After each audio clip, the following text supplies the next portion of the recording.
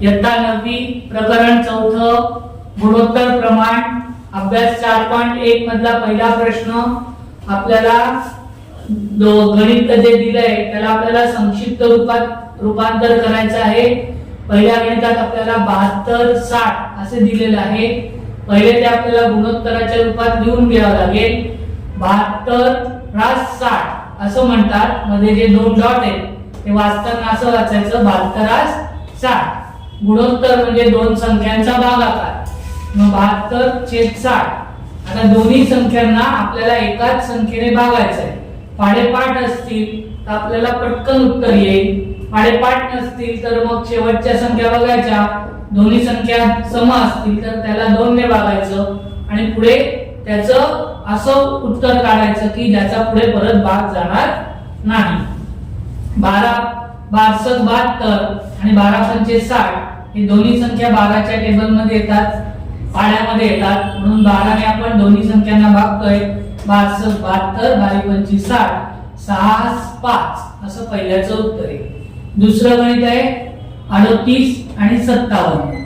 38 57 38/57 38 आणि 57 ला 19 ने भाग जातो। 19 दुणे 38 19 त्रिक 57 2/3 म्हणजे 2/3। तिसरं गणित आहे 52 78 52 78 52/78 13 52 13 78 या दोन्ही संख्यांना 13 ने भाग जातो, म्हणून 13 52 13 78 4/6। पण हे संक्षिप्त रूप नाहीये, या दोन्ही संख्यांना 2 ने भाग जाऊ शकतो, म्हणून आपण पुढे 4/6 ला 2 ने भाग दिलेला आहे। अंशार आणि छेदाला 2 दुणे 4 2 त्रिक 6 2/3 आता पुढे भाग जात नाही, म्हणून 2/3 हे उत्तर आहे। आपण जर पाढेपाठ असेल तर आपण डायरेक्ट 26 ने सुद्धा भाग देऊ शकतो। 26 दुणे 52 26 त्रिक 78 नाही जमलं तर अशाही पद्धतीने भाग दिला तरी चालेल, पण उत्तर जे आलं पाहिजे ते आपलं अति संक्षिप्त रूपात आलं पाहिजे, म्हणजे ज्याचा पुढे भाग गेले नाही पाहिजे। हा आपला पहिला प्रश्न झाला। आता दुसरा प्रश्न, दुसऱ्या प्रश्नामध्ये सुद्धा आपल्याला दिलेले जे आहे त्याचं संक्षिप्त रूपामध्ये रूपांतर करायचं आहे।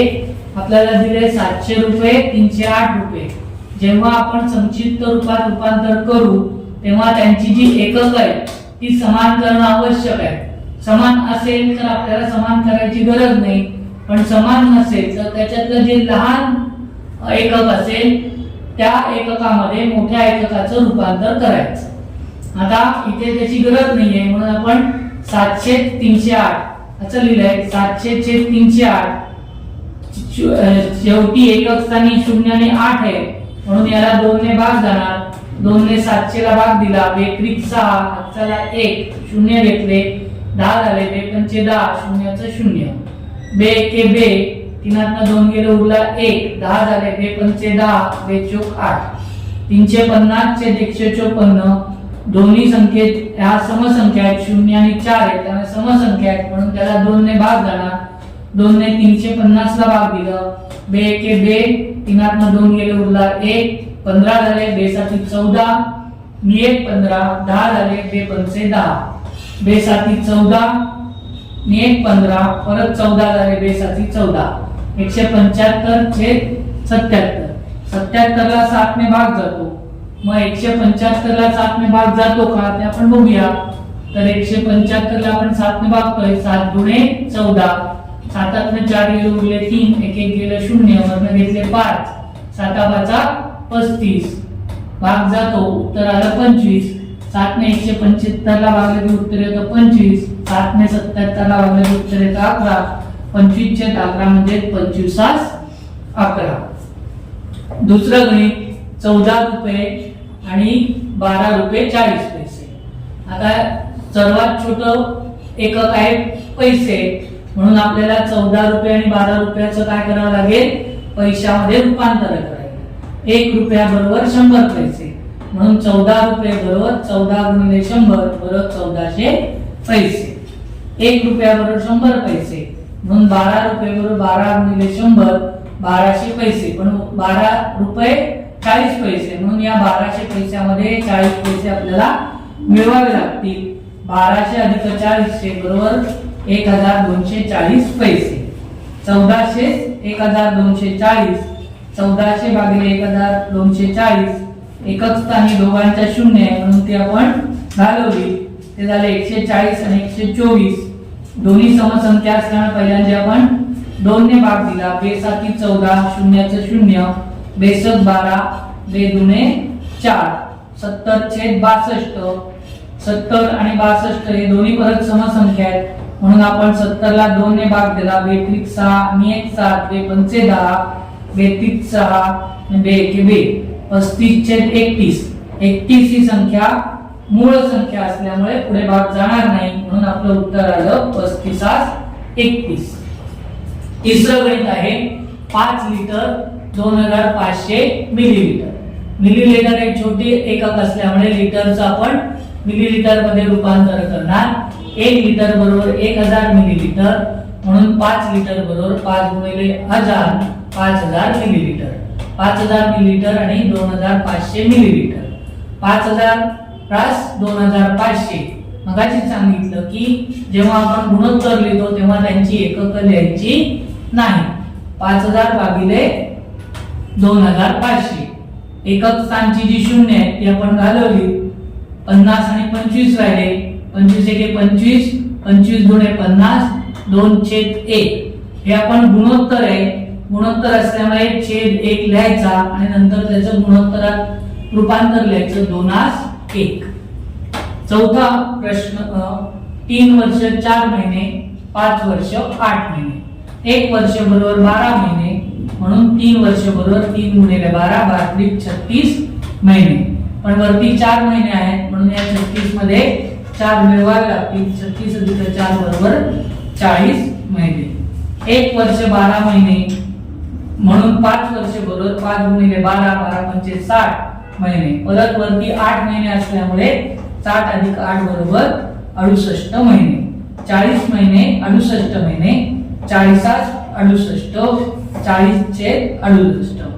दोघांनाही 4 ने भाग जातो. 4 10 40 4 एके 4 आणि 2 6 28 झाले. 4 7 28 10/17 17 ही काय हे मूळ संख्या आहे त्यामुळे पुढे भाग जाणार नाही. 10/17. पाचवं गणित 3.8 किलोग्रॅम 1900 ग्रॅम. ग्रॅम हे छोटं एकक आहे म्हणून मोठ्या एककाचं आपण लहान एककात रूपांतर करणार. 1 किलोग्रॅम बरोबर 1000 ग्रॅम म्हणून 3.8 किलोग्रॅम बरोबर 3.8 गुणिले 1000 3 38 वर आपण 3 शून्य ठेवली. दशांश चिन्हानंतर एक स्थळ आहे म्हणून एका एकक स्थळानंतर आपण दशांश चिन्ह देणार. त्यामुळे नंतर शून्य असले की ते नाही दिलं तरी चालतं. म्हणजे ते झाले 3800 ग्रॅम आणि 1900 ग्रॅम. 3800 1900 3800 छेद 1900 एकक स्थानची शून्य गेली. 19 1 19 19 दुणे 38 2/1 म्हणजे 2/1. 7 मिनिटं 20 सेकंद. सहावं गणित 7 मिनिटं 20 सेकंद आणि 5 मिनिटं 6 सेकंद. सेकंद हे छोटं एकक आहे. मिनिट हे मोठं एकक आहे म्हणून मिनिटचं आपण सेकंदामध्ये रूपांतर करणार. 1 मिनिट बरोबर 60 सेकंद म्हणून 7 मिनिट बरोबर 60 गुणिले 7 7 42 420 सेकंद. पण वरती 20 सेकंद आहे म्हणून 420 मध्ये आपण 20 मिळवणार. 420 अधिक 20 बरोबर 440 सेकंद. 1 मिनिट बरोबर 60 सेकंद म्हणून 5 मिनिट बरोबर 60 गुणिले 5 5 30 300 सेकंद. हा जो शून्य आहे तो वरती घेऊन टाकायचा. जेव्हा 5 0 0 5 30 300 सेकंद. वरती 6 सेकंद आहेत म्हणून 300 मध्ये आपण 6 मिळवणार. 300 अधिक 6 306 सेकंद. 440 सेकंद आणि 306 सेकंद. 440 306 440 छेद 306. 0 आणि 6 असल्यामुळे या दोन्ही संख्या समसंख्या आहेत म्हणून आपण त्याला प्रथम 2 ने भाग दिला. 2 दुणे 4 2 दुणे 4 शून्याचं 0 2 एके 2 तीनातनं 1 2 गेले उरला 1 10 झाले. 2 पंचे 10 2 त्रिक 6 220 छेद 153. या दोन्ही संख्यांना कुठल्याही समान संख्येने भाग जात नाही म्हणून आपलं उत्तर आलंय 220 100